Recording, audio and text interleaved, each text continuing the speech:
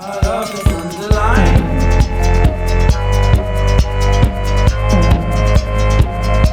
Our love is underlined.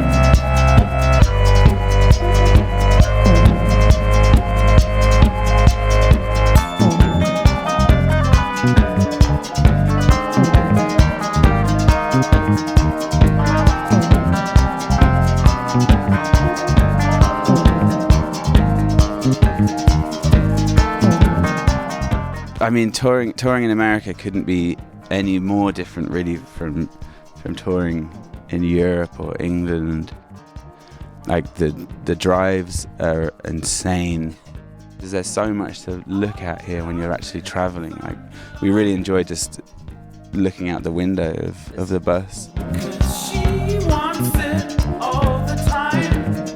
But yeah, we really love coming here, and I mean, I think you always feel like you never spend enough time in one place.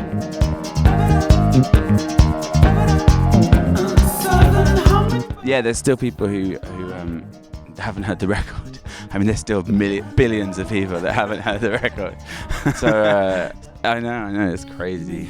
But no, I mean, that's the nice thing, and that's why we've been working so much, really, because there's like new people who keep finding out about it. I wish they'd just known at the beginning. Would have made life easier. The album, the English Riviera, is the name of this part of the world in England where I grew up, and it's the name that they have for these 3 towns. And it's kind of I suppose like a tourist invention to call it the English Riviera, because it's not particularly like one of the towns is quite glamorous. When you say when Joe says 3 towns, that is exactly what it is. Yeah, so towns, 3 little towns.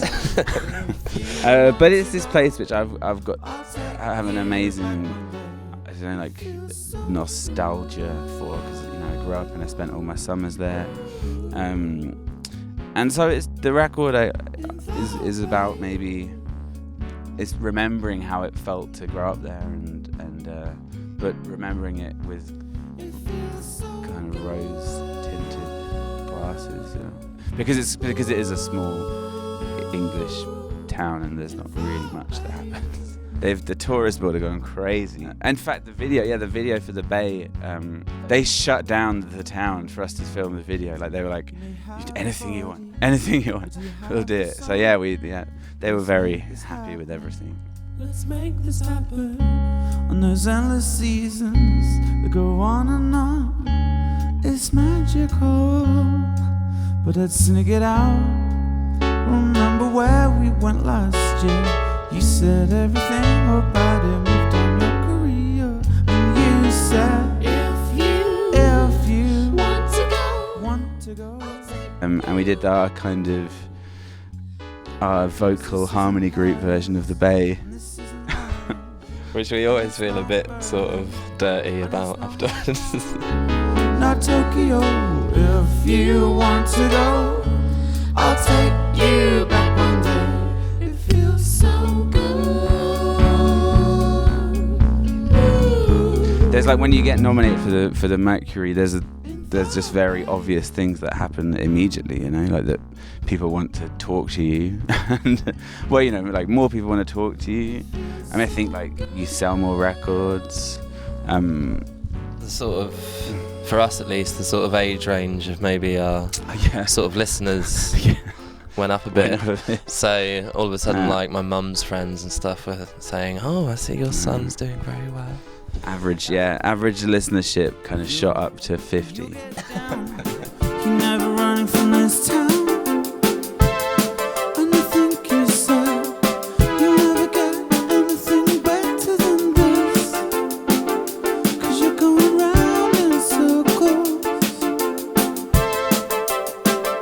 and everyone knows your trouble.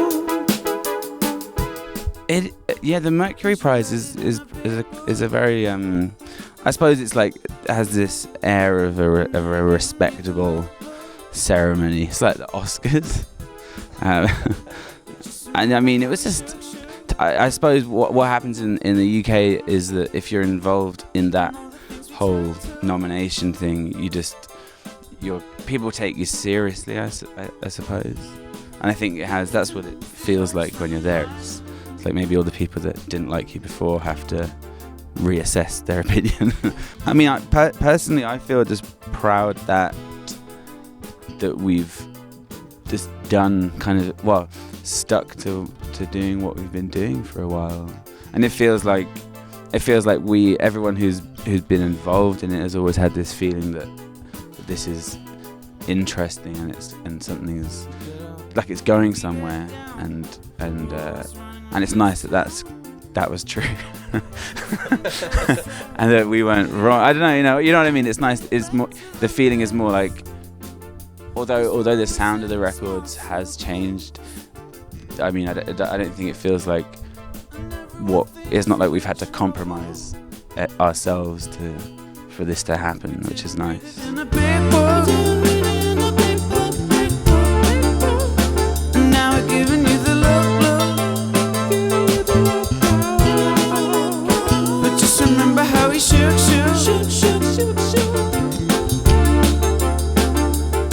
Doing the Coldplay tour is one of those things that I think, you know, like we're not really the kind of band that I would imagine will ever be playing like 3 nights of our own shows at the Hollywood Bowl. So you might as well jump on someone else's coattails or whatever. Because now we can say that, we played 3 nights. The Hollywood Bowl. Just Bowl. might not mention that he was headlining. I've heard I think a few people have tried to take the credit for it, but I think the most realistic, I think it was down to Azealia Banks for one reason or another. That's what I've been told. That's what she told us. Yeah, well, because we did this tour with her in England, and this was after we knew about the Coldplay thing, and then she was telling her, she was saying that she got us on that tour. So you'll have to ask her how. We only really play stripped down like this when it's asked of us. It's quite well. It can be.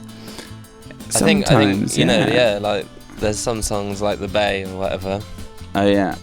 That are a bit kind of fruity this way. The other thing I always find slightly weird with like this one is like when you're sitting down, like it's so unusual to be sitting down playing. It's like what you used to do when you were learning how to play an instrument, is you'd sit down, or you were doing it in front of the mirror, I guess. What do you mean? With your saxophone. You'd practice in front of the mirror. You know that in all seriousness you do that, or into a corner of a room. Yeah. Because you need to hear it bounce back. Oh, you have to do that. Yeah, so that you can get your embouchure right. Oh God, I wish I hadn't got that. A glass of water by her side, and gonna hopes of getting tired. Hey, we're Metronomy, and you're watching Baeblemusic.com.